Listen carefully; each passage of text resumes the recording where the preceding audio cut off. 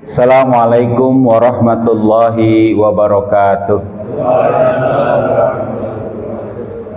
Alhamdulillah nahmaduhu wa nasta'inuhu wa nastaghfiruh wa na'udzu billahi min syururi anfusina wa min sayyiati a'malina may yahdihillahu fala mudilla lahu wa may yudlilhu fala hadiyalah. Asyhadu an la ilaha illallah wahdahu la syarikalah wa asyhadu anna Muhammadan abduhu wa rasulul la nabiyya ba'da. Allahumma shalli ala sayyidina Muhammad wa ala ali sayyidina Muhammad. Rabbi israh li sadri wa yassir li amri wa hlul 'uqdatam min lisani yafqahu qawli. Subhanaka la ilma lana illa ma 'allamtana innaka antal alimul hakim. Amma ba'du. Alhamdulillah, segala puji hanya bagi Allah.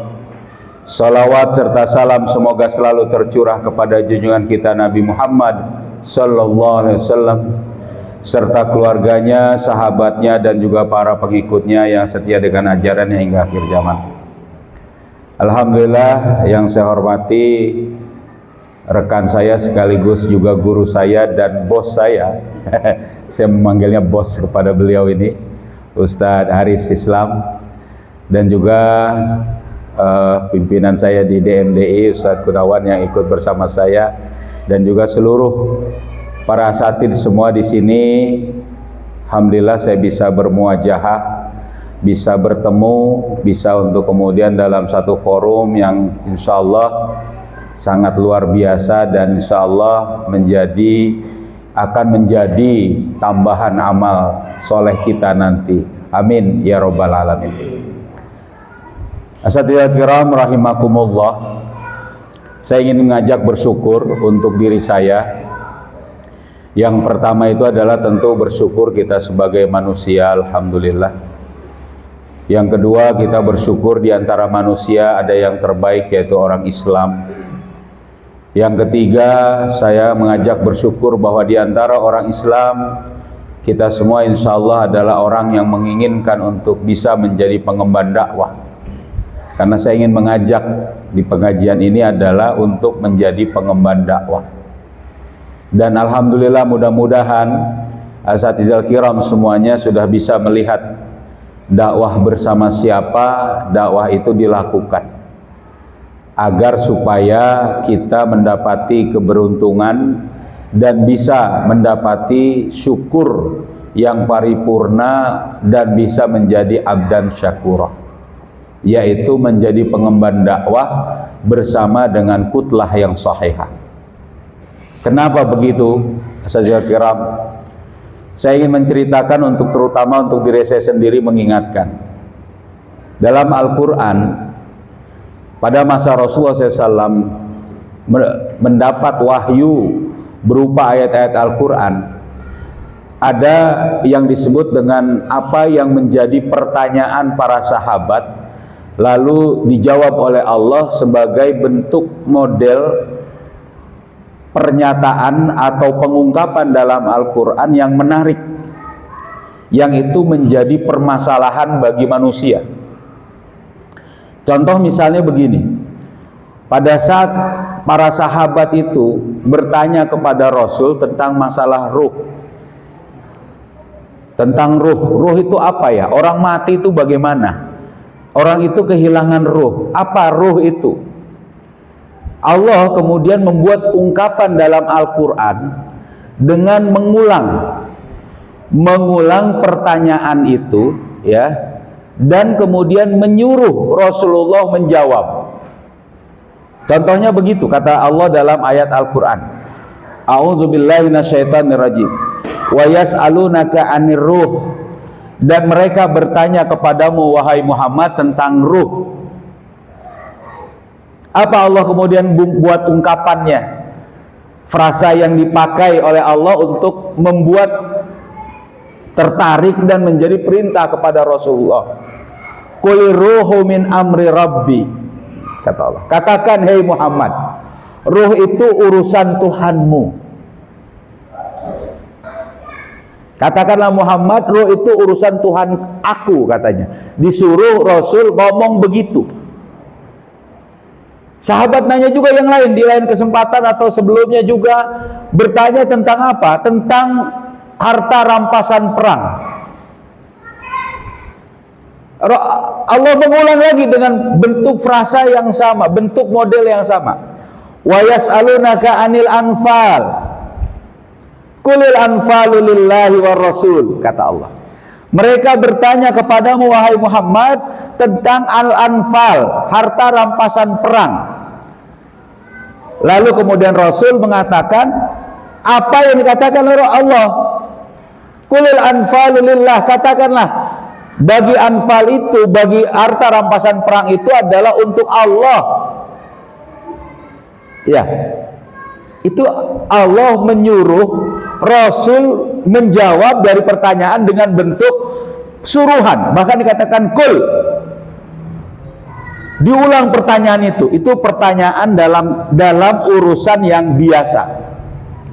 Dalam urusan yang lebih dahulu, dalam urusan yang lebih tinggi lagi, Allah tidak mengulang pertanyaan sahabat. Contohnya itu adalah misalnya pada saat para sahabat bertanya tentang zat Allah. Apa Allah katakan? Qul huwallahu ahad. Langsung. Padahal waktu itu para sahabat atau orang-orang kafir itu mempertanyakan, siapa Tuhan kita? Allah langsung bilang, Qul huwallahu ahad. Itu ayat favorit ya, betul kan? Nah, itu dari pertanyaan orang tentang Allah, dan itu disuruh kepada Rasulullah. Rasul, ya Muhammad, katakan Allah itu esa. Qul huwallahu ahad. Ayat-ayat qul yang lain, qul ya ayyuhal kafirun, itu biasanya tentang masalah akidah dan keimanan. Ya, qul a'udzu birabbin nas, bahkan perintah untuk kita berlindung kepada Tuhannya manusia, pada Allah. Karena apa? Kalau boleh dikatakan derajat model pertanyaan itu dari yang tadi biasa saja, urusan muamalah, ini berkaitan dengan urusan akidah. Tapi ada satu pertanyaan atau permintaan tentang bagaimana Allah memberikan bantuan, Allah mengabulkan permintaan. Allah ulangi kata-kata itu, tapi kemudian tidak disuruh kepada Rasulullah menjelaskan. Ini luar biasanya nih. Terkaitannya dengan pengemban dakwah. Iya, ini soalnya baunya sudah semeruing sampai sini, saya belum dapat gitu ya. Aduh. Saya kopi dulu ya. Bismillah. Alhamdulillah, barakallah. Jadi ada satu pertanyaan yang itu tentang bagaimana apakah Allah akan mengabulkan permintaan. Apa itu? Pada saat Allah katakan, wa idza sa'alaka ibadi anni. Ini cerita Allah. Dan apabila bertanya kepadamu wahai Muhammad, hamba-hambaku itu tentang apa? Tentang aku. Apa kata Allah? Fa inni qarib. Langsung Allah yang menjawab. Fa inni qarib. Ujibu da'watad da'i idza da'ani falyastajibu li wal yu'minu bi la'allahum yarsyudun. Allah mengulang kepemilikan hamba tadi, yang hamba itu meminta kepada Allah, bertanya maksudnya meminta kepada Allah, Allah akan sangat senang. 7 kali Allah ulang. Wa idza sa'alaka ibadi, Allah langsung mengatakan hambaku. Ya kan? Fa inni, sesungguhnya aku. Fa inni qarib ujibu da'watad da'i idza da'ani falyastajibu li wal yu'minu bi. 7 kali diulang tentang kepemilikan. Ini anak saya, ini anak saya, ini anak saya. Sampai 7 kali diulang, kita bilang, gue juga tahu itu anak lo. Kan gitu. Ini istri saya, ini istri saya, istri saya. pasti juga udahlah itu udah istri dia, nggak usah lagi, jangan diharapkan, paling mengharapkan jandanya, paling gitu. Paham maksudnya ini? Kalau orang sudah mengakui sampai berkali-kali, kita pun nggak akan ada. Dan Allah mengakui hambanya itu yang bagaimana? Yang meminta kepada dia. Kenapa? Karena di ayat yang lain Allah katakan bagaimana? Bahwa doa pasti dikabulkan oleh Allah. Ud'uni astajib lakum. Berdoalah, memintalah kepadaku, aku pasti berikan. Kayak gitu. Jadilah itu bulan puasa rame 10 hari terakhir ya pada iktikaf, biar doa, berebut masuk raudhah, biar doa mustajabah ya. Bahkan lebih parah, biar doa dikabulkan datang ke dukun minta didoain, gitu ya.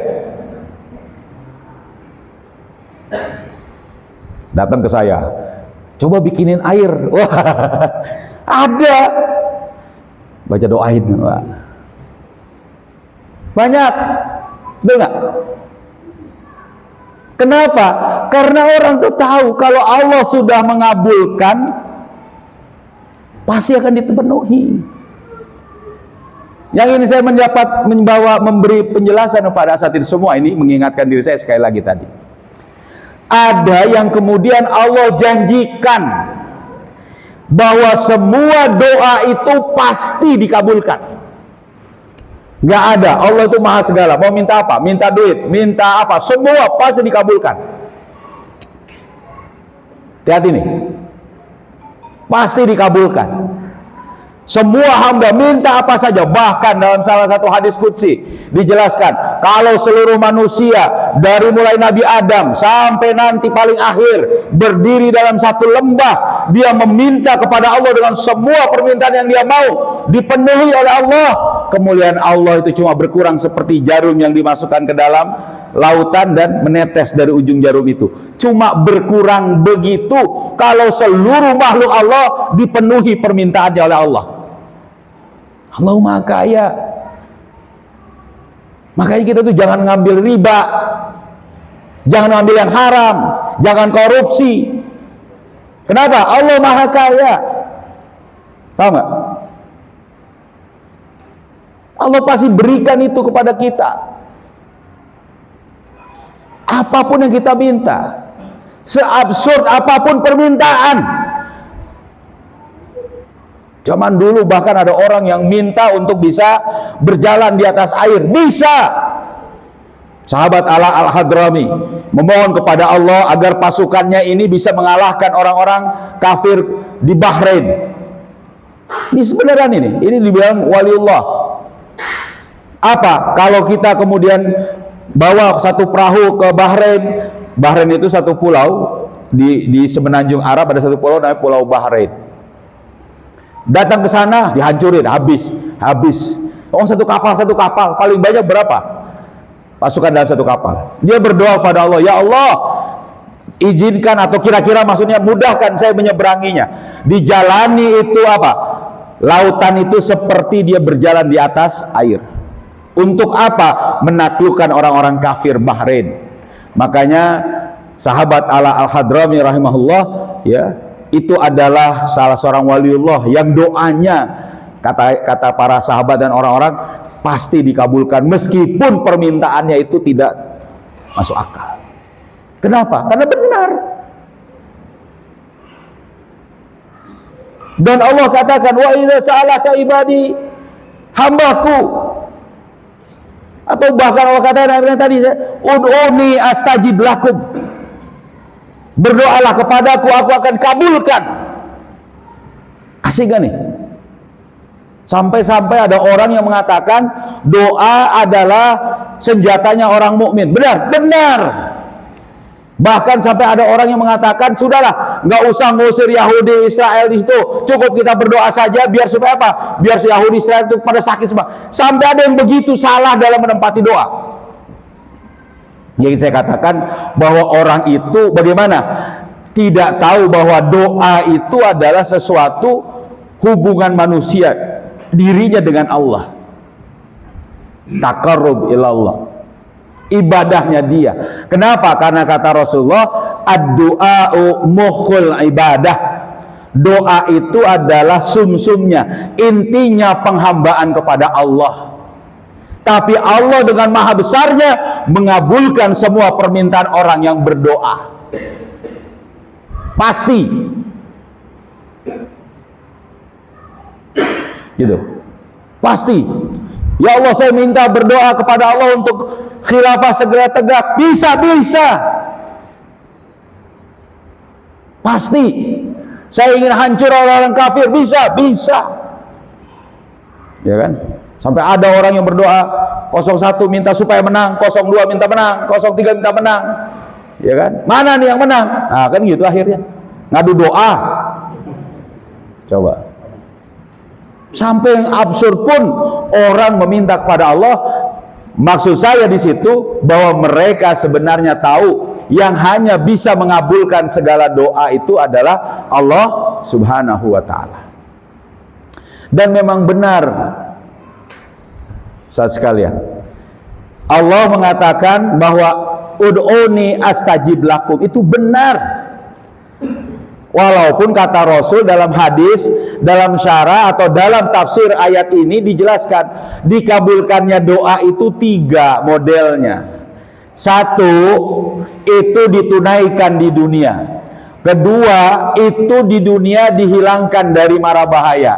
Dan yang ketiga, dari doa itu dijadikan tabungan pahala di akhirat kelak. Jadi pasti doa kita dikabulkan. Kalau doa kita yang pengen dikabulkan, ditunaikan di dunia, berarti doanya yang benar diiringi dengan apa? Dengan apa yang Allah perintahkan. Fal yastajibuli, kata Allah. Maka hendaknya kamu memenuhi apa yang aku minta. Mana yang aku minta? Mana yang Allah minta? Menjalani kausalitas, menjalani sebab akibat. Apapun perbuatan itu jalani sebab akibatnya dengan benar. Gini maksudnya, orang yang menjalani kausalitas itu adalah orang yang berpikir benar sesuai ketentuan perbuatan itu. Contoh, Ustadz sekalian, panjenengan sekalian, apa? Sholat sunnah tahajud. Sholat sunnah tahajud 2 rakaat dulu. Nanti ditambahkan 2 rakaat. Kalau pilihan Ustadz semua, saat bangun pagi-pagi sempat tahajud lalu mau tahajud, bagus atau tidak bagus? Bagus atau tidak bagus kalau bangun pagi-pagi untuk tahajud dulu? Bagus? Keren? Kok nggak ada yang ngomong ini? Yang tidur semua jadi. Tapi kalau kita lelah, kurang sehat, bangun pagi-pagi nggak enak, sakit, badan sakit, kaki sakit, aduh mau bangun mau sholat tahajud juga nggak bisa. Jangankan mau tahajud, mau bangun untuk ke kamar mandi aja susah misalnya. Lalu kita pilih, aduh istirahat dulu deh, tidur dulu karena badan nggak enak. Nggak tahajud kita, boleh atau tidak boleh? Boleh atau tidak boleh?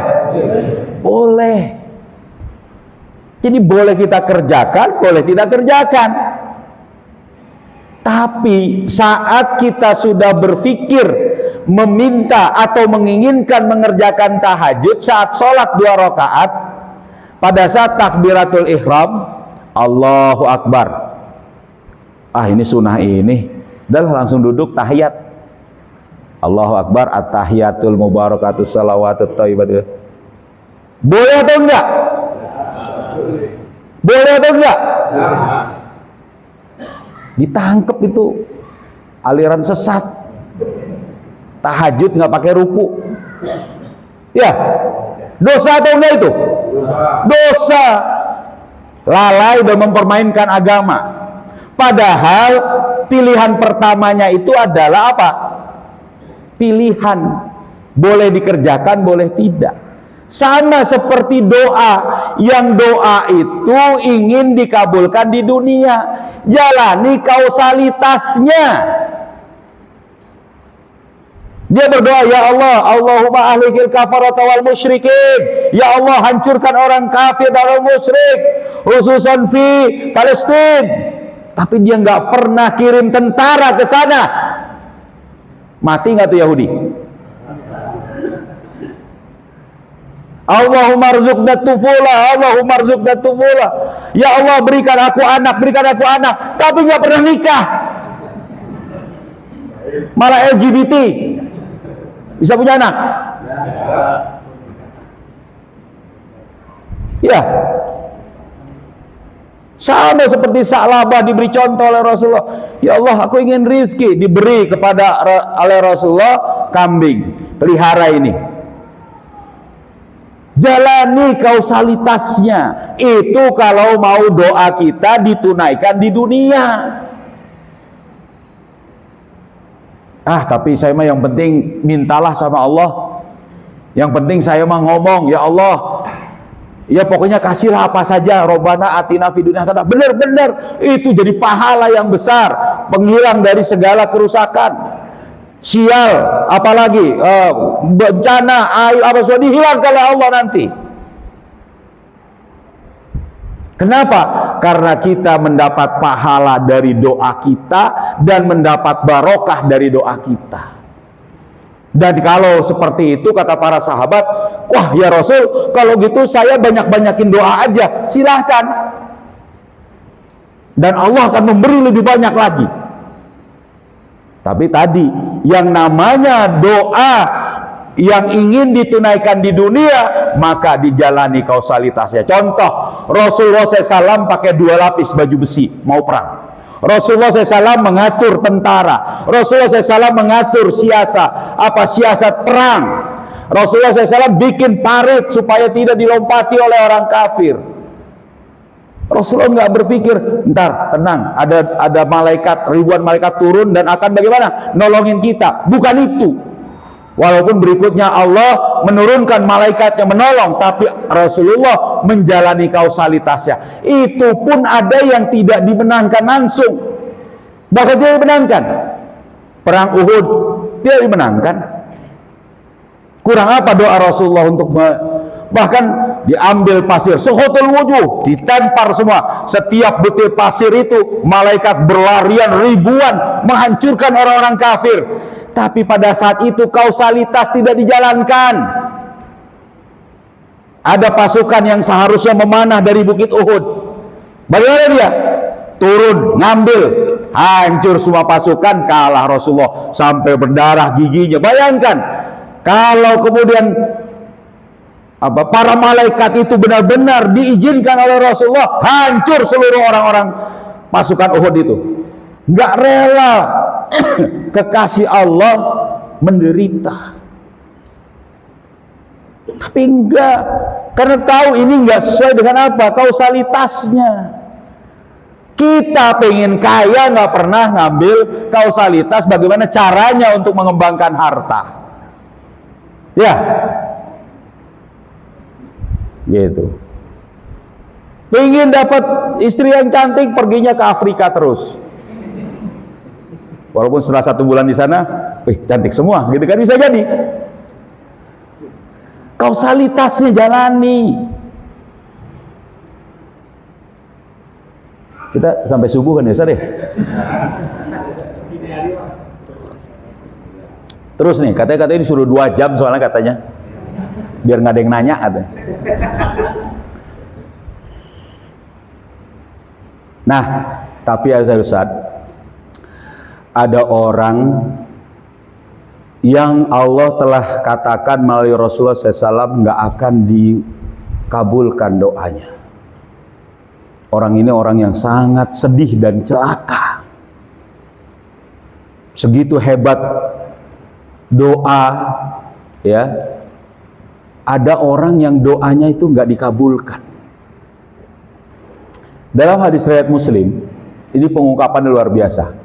Biasanya Rasulullah SAW itu menceritakan, biasanya Rasulullah SAW itu mengatakan satu kata-kata, lalu itu kemudian dihafal oleh para sahabat.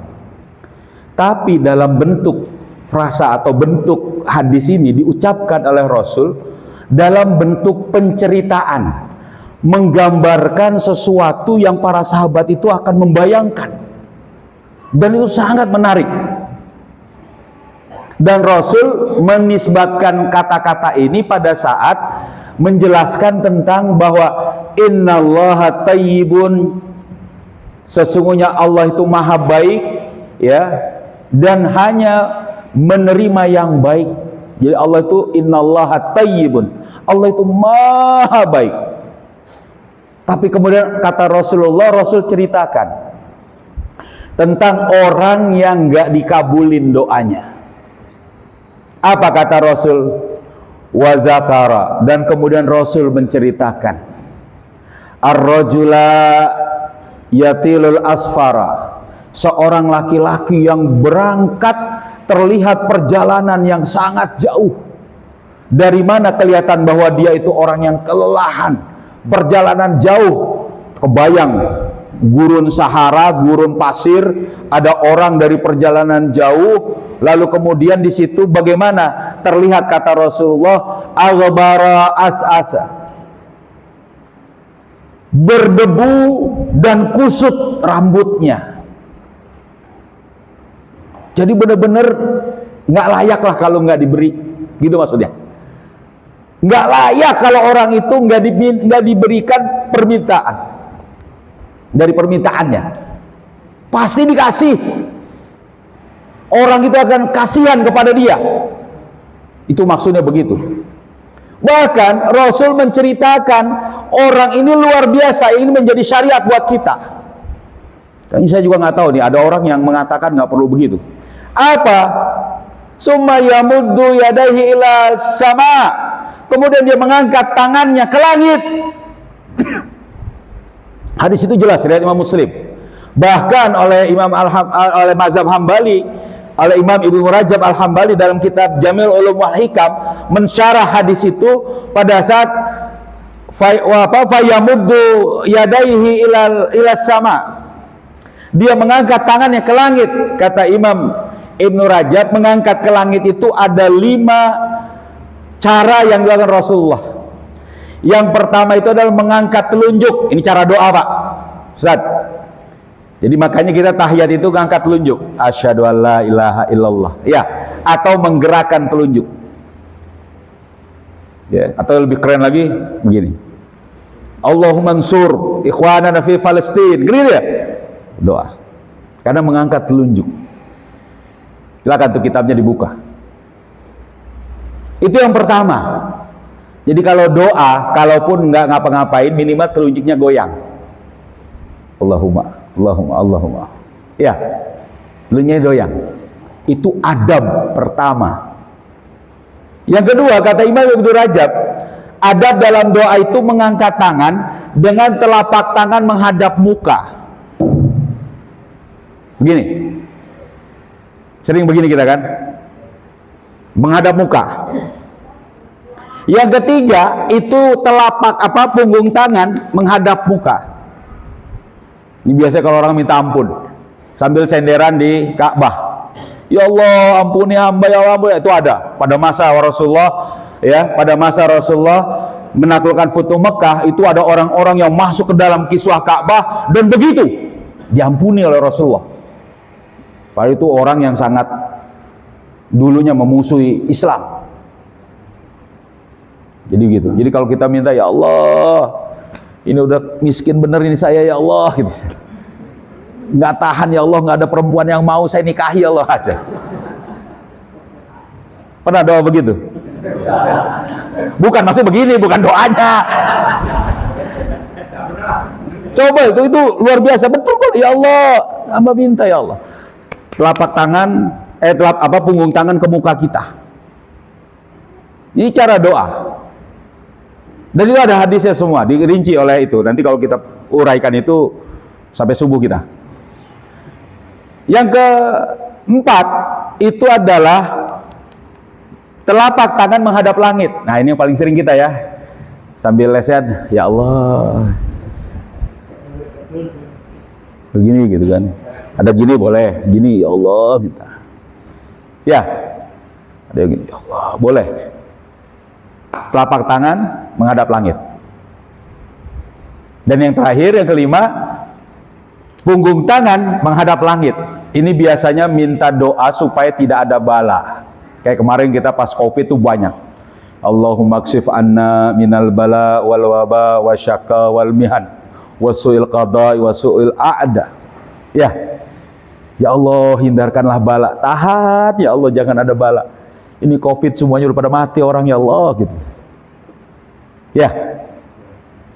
Kata Rasulullah, orang ini yamuddu yadaihi ila sama. Bahkan dia berkata, ya Rabb, ya Rabb. Ya Tuhan kami, ya Tuhanku, ya Tuhanku. Dia minta kepada Allah. Tapi kemudian kata Rasulullah SAW, wa mat'umahu haramun, wa masrobahu haramun, wa malbusahu haramun. Makanannya haram, minumannya haram, pakaiannya haram. Ada satu yang sangat luar biasa. Rasul mengucapkan kata ini, yang ini menjadi ngeri bagi semuanya. Apa? Kata Rasulullah, wa ghuziya bil haram fa anna yustajabu lahu. Coba. Rasul menggunakan kata wa ghuziya, gaza itu hidangan. Tapi ini bukan hidangan, karena itu sudah disebut wa mat'umahu haramun wa masrabahu haramun. Apa makna al-maghuziyah? Semua para syarah hadis, ya, bahkan saya mengutip dari yang diungkap oleh Syekh Ahmad Asyimali, wa ghuziya bil haram haulahu haramun wa zurufahu haramun. Nggak akan dikabulkan doanya kalau lingkungannya masih pakai demokrasi, lingkungannya masih pakai kapitalisme, lingkungannya nggak mau menerapkan syariat Allah. Bahkan dia menjadi tim sukses orang yang memperjuangkan demokrasi. Bagaimana bisa dia dikabulkan doanya oleh Allah? Coba. Wa ghuziya bil haram. Kita ini nggak diterapkan syariat Islam. Pantesan kita nggak pernah dapat doa yang kemudian kita minta. Jangankan untuk jadi pahala, jangankan untuk menghilangkan apa? Kesusahan. Sekedar minta untuk kemudian kita ini yang mudah kita dapatkan, kita nggak dapat. Kelaparan, makanan. Kenapa? Ghuziya bil haram. Sistem pemerintahan yang nggak Islam. Ini Rasul yang ngomong. Ma ma'uja zurufahu haramun, haulahu haramun. Coba. Mau doa, bahkan lebih parah lagi, minta didoain oleh orang yang menjadi pejuang musuh-musuh Allah. Sistem demokrasi dia pakai, ya kan? Rezim togut dia katakan ulil amri. Orang yang mengharamkan riba, bahkan dia kasih fatwa, pejuang syariat Allah dimusuhi oleh pemerintahan togut seperti ini. Diam kita, ghuziya bil haram, pantas Anda nggak bisa dapat doa dari Allah yang dikabulkannya.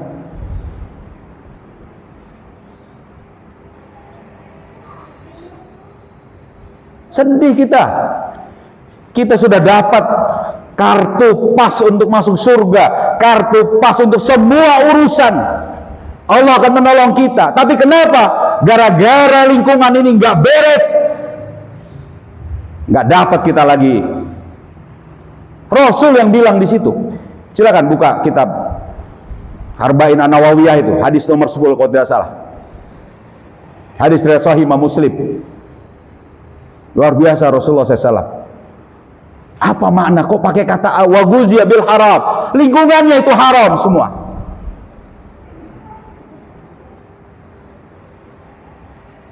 Sayyidina kiram rahimakumullah. Tapi ada hadis lain yang kemudian Rasulullah SAW juga ucapkan, yang menghapus, memberi pengecualian dari orang yang tinggal di tempat yang haram tadi, di lingkungan yang haram tadi, yang masyarakat yang rusak tadi. Apa? Satu hadis Rasulullah SAW. Kata Rasulullah SAW, "Walladzi nafsi biyadihi demi Allah yang memegang zat-zat yang memegang jiwaku di tangannya, la ta'murunna bil ma'ruf, la ta'murunna an-nasa bil ma'ruf, hendaknya kamu menyeru orang untuk amar ma'ruf, wala tanhauna 'anil munkar, dan kamu mencegah dari orang-orang berbuat kemungkaran. Ya. Au la yusikanna alaikum azaban, atau kalau kamu nggak amar ma'ruf munkar, saya akan jatuhkan azab, kata Allah. Dan azab yang paling luar biasa juga, di samping azab yang memang nyata, adalah apa? Yang berikutnya Allah katakan sebagai penjelas, ya kan? Summa yad'una lahu, kemudian mereka berdoa kepada Allah, fala yustajabu lakum, kemudian kamu berdoa kepada Allah tapi kamu tidak diampuni, tidak dikabulkan oleh Allah. Kenapa? Gara-gara enggak amar ma'ruf nahi mungkar, gara-gara enggak mau dakwah, maunya dengerin doang.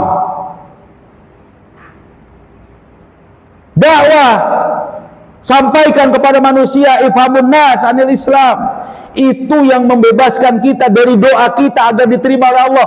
Minimal doa kita agar apa? Dimasukkan ke dalam surga. Allahumma antas salam wa minkas salam wa ilaika yaudus salam. Coba.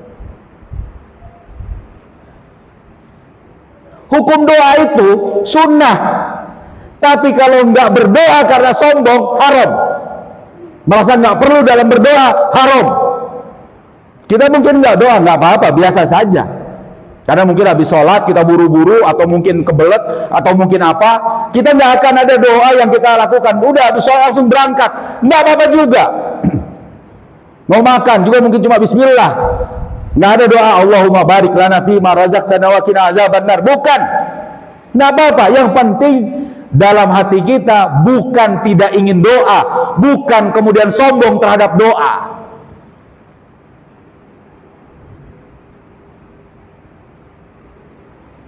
Kita nggak bisa doa, ya nggak apa-apa. Nggak hafal, nggak apa-apa. Tapi kalau merasa saya mah nggak perlu berdoa, sombong dia, jatuh haram.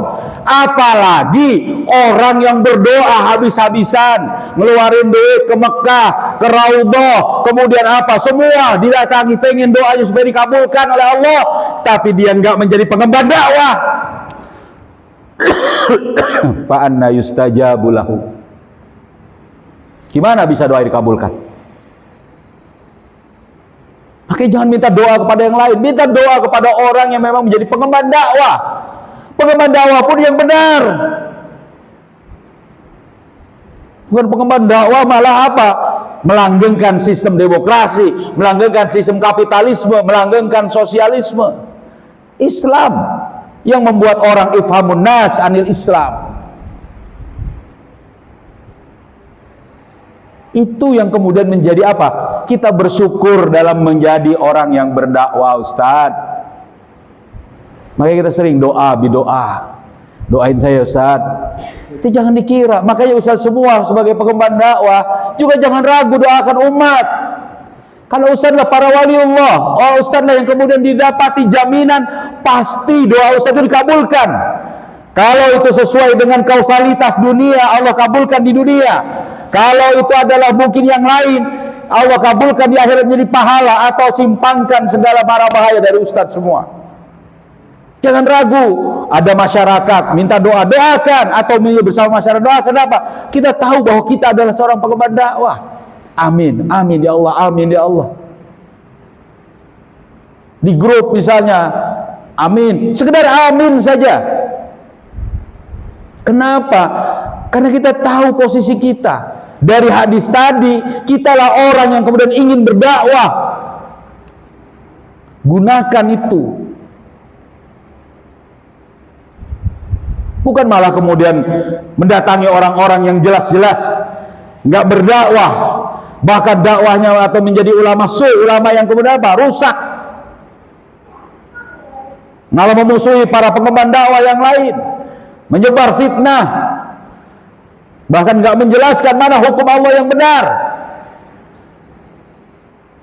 Ad-du'at ila abwabi jahannam, kalau dalam bahasa hadis, penyeru-penyeru yang kemudian membawa kepada neraka jahannam. Kita malah minta doa kepada mereka. Paham Ustaz?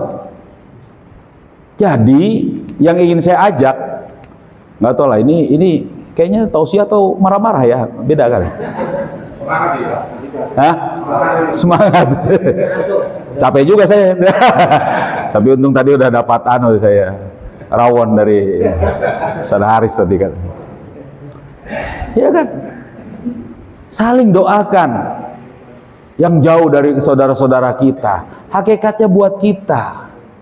Karena Ustaz adalah orang yang berdakwah, mau berdakwah. Yang tadi hadis Rasul nggak kena kepada kita. Bahkan sebenarnya kitalah orang yang kemudian dikatakan, wa iza sa'alaka ibadi anni fa inni qarib ujibu da'watad da'i iza da'ani falyastajibu li wal yu'minu bi la'allahum yarsyudun. Siapa itu? Pengemban dakwah. Makanya dakwah, ngaji bareng-bareng, halqah. Supaya apa? Supaya ucapan kita, dakwah kita, doa kita, ya, Allah kabulkan.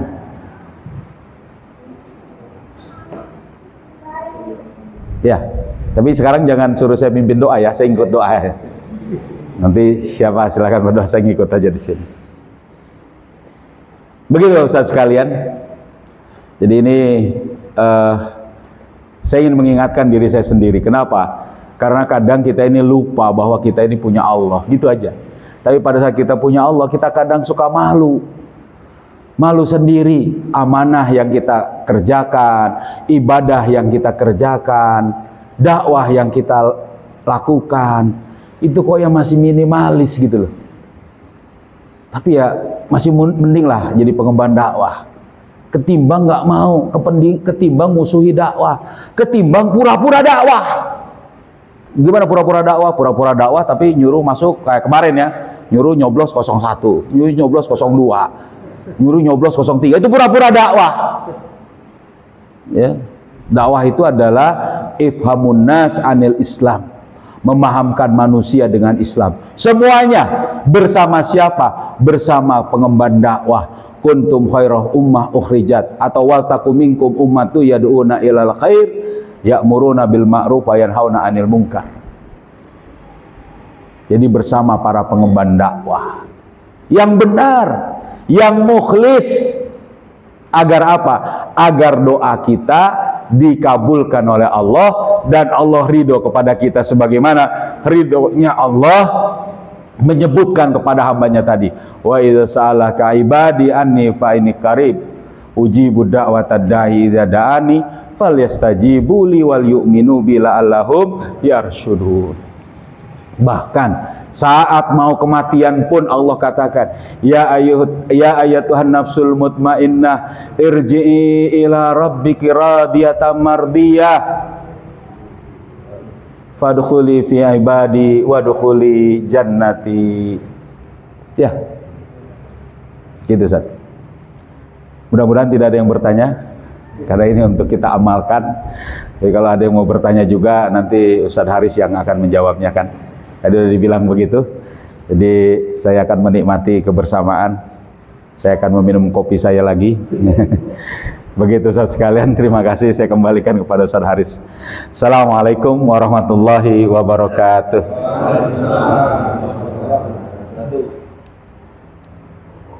Alhamdulillah, luar biasa itu ya, semangat sekali. Singa dari Tangerang gitu ya. Dari Nabi Yusuf itu semangat gitu ya. Padahal wali kotanya beliau itu rumah lembut dan cantik gitu ya. Tahu wali kota Tangerang? Tapi alhamdulillah mumpung beliau ada di sini, mungkin ada yang mau menggali ilmu dari beliau. Alhamdulillah dengan kesempatan yang terbaik, gitu ya. Jadi saya persilakan rekan-rekan, mungkin ada 1-2 pertanyaan, dan juga nanti mohon maaf, kemudian beliau juga tidak bisa sampai malam. Jadi kalau biasanya sama saya sampai jam 9:30 sampai jam 11, mungkin sama beliau ya sampai jam 9 aja. Katanya tadi sampai subuh katanya. Nggak, antum aja sampai subuh, saya pulang. Ya, karena beliau besok pagi harus segera balik ke Jakarta. Mungkin ada 1-2 pertanyaan dari rekan-rekan semuanya, saya persilakan. Boleh terkait dengan materi atau mungkin di luar materi dulu. Alhamdulillah, selamat. Ayo, ada yang bertanya?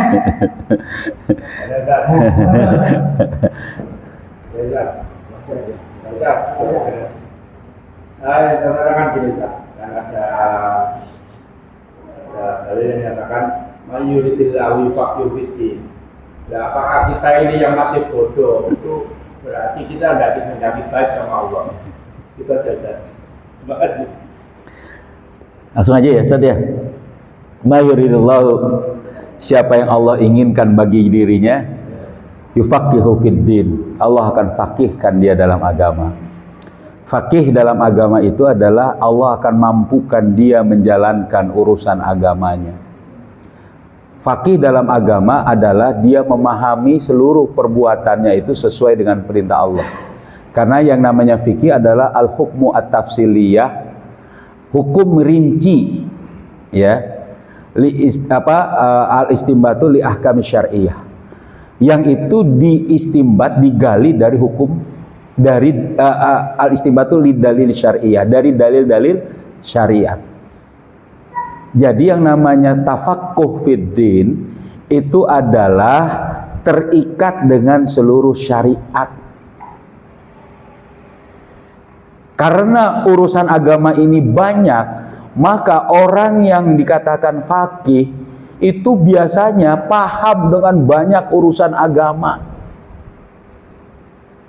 Jadi Allah sebenarnya menghendaki kebaikan bagi setiap umatnya itu adalah terikat dengan hukum syariat. Karena hadis Rasul yang lain dikatakan, kata Rasulullah SAW, min husnil mar'u atau min husnil mar'i islamuhu, sebaik atau kebaikan seseorang itu adalah keislamannya, ya. Jadi orang Islam itu udah pasti baik, dan kalau dia itu diinginkan baik oleh Allah, maka dia harus faqih fiddin, menjalani syariat.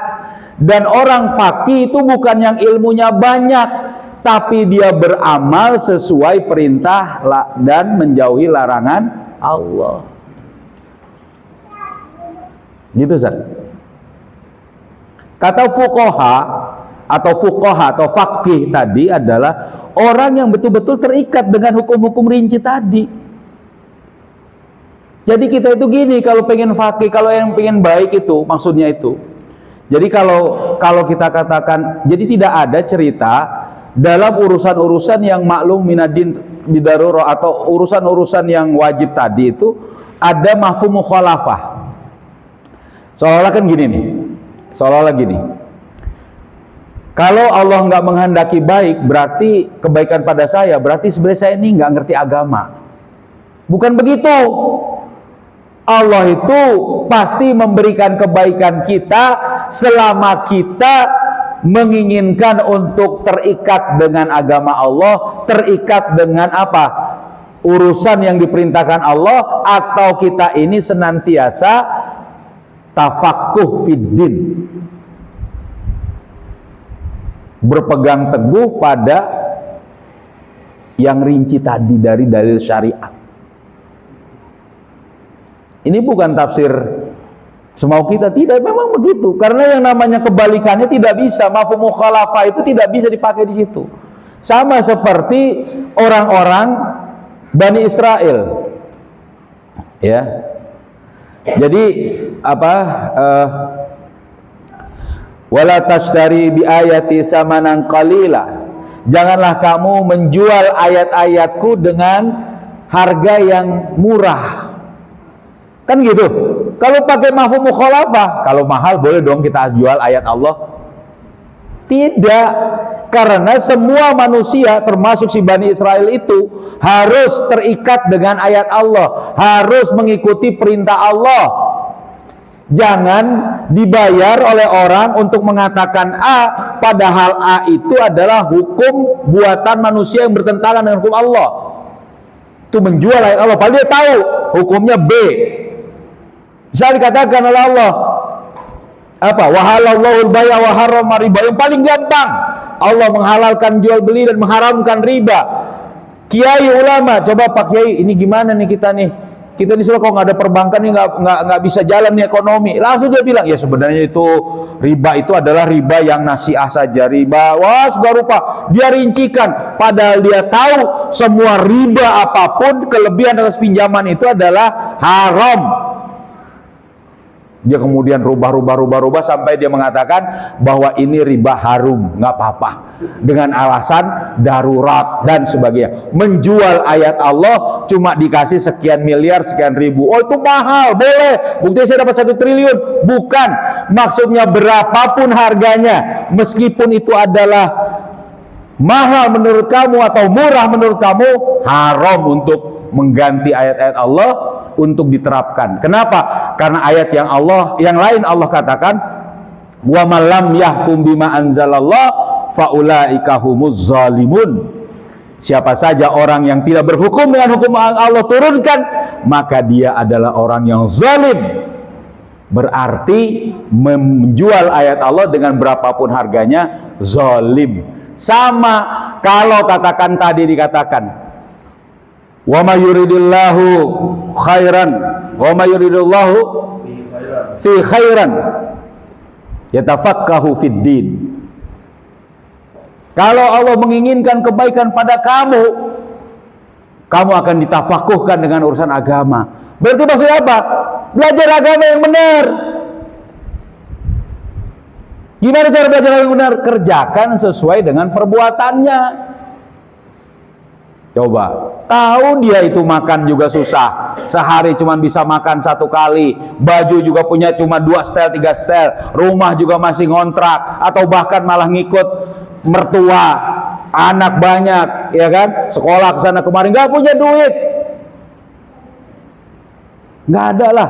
Pun kalau daftar haji sekarang baru 90 tahun ke depan berangkat haji, itu pun duitnya nggak ada. Terus bagaimana?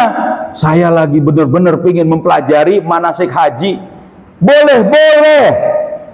Tapi bukan berarti itu menjadi betul-betul kewajiban bagi dia. Paham maksudnya di situ? Tapi kalau orang besok nih, ini sekarang nih, sebentar lagi kloter berapa berangkat haji tahun ini, pelajari haji itu. Wajib itu jadinya. Itu tafakuh fiddin.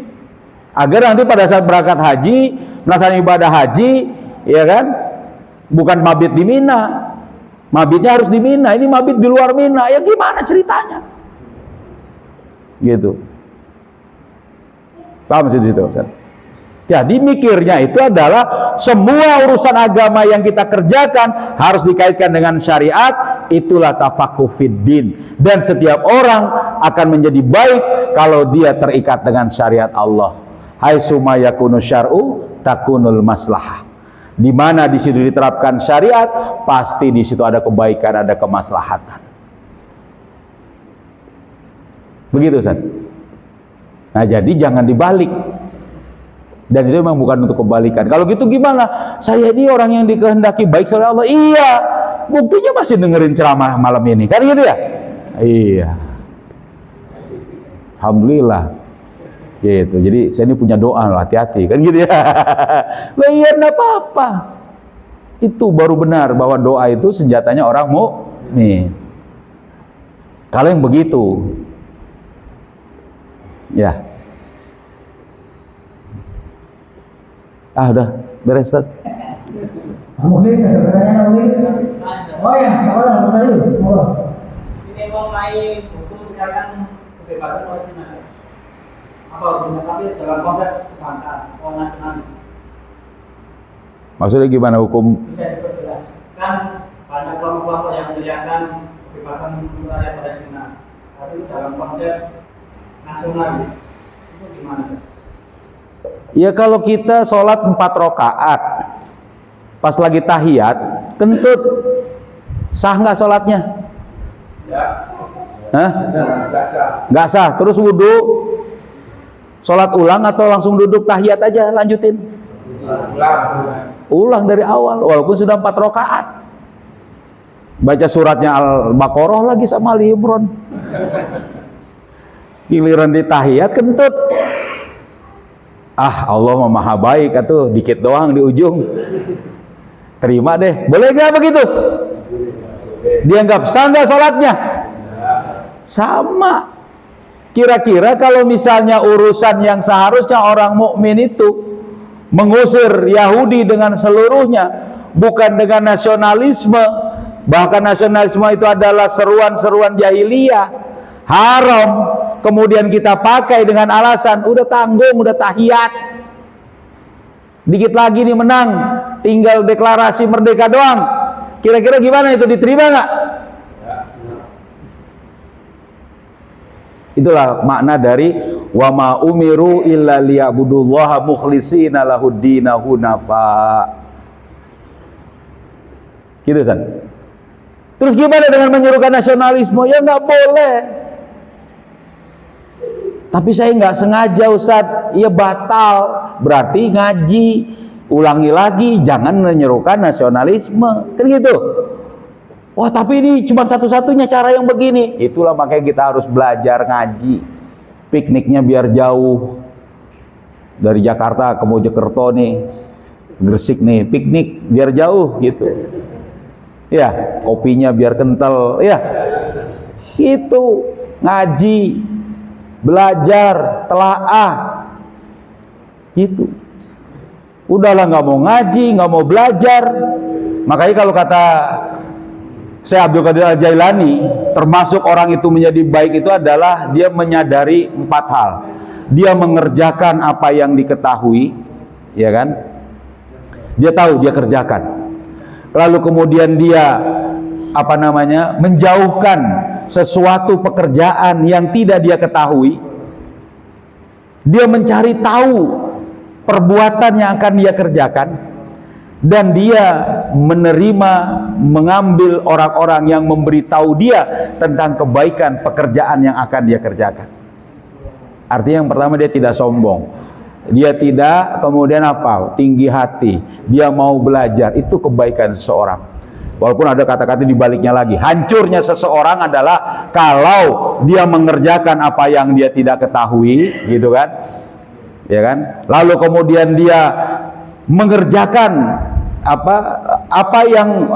tidak mengerjakan mengerjakan yang tidak diketahui, mengerjakan yang kemudian dia juga tidak tahu. Jadi yang dia tahu dia nggak kerjain, ya kan? Yang dia tahu yang dia tidak tahu dia kerjain.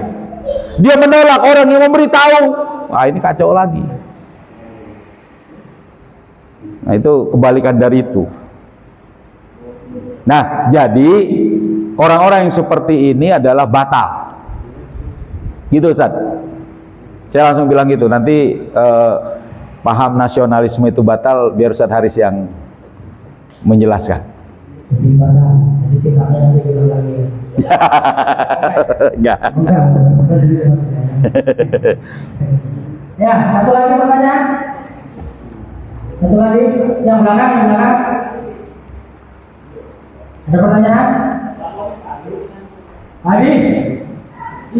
Pak Hadi itu fannya jenengan kalau di Facebook. Oh gitu dah, Masya Allah, barakallah. Oh gitu Ustaz, barakallah. Alhamdulillah, beliau ini dari sisi usia ya sudah. Masya Allah. Masya Allah, barakallah. Alhamdulillah, barakallah. Dan beliau ucapannya adalah beliau PC Mali. Yang akan demi kesediaan.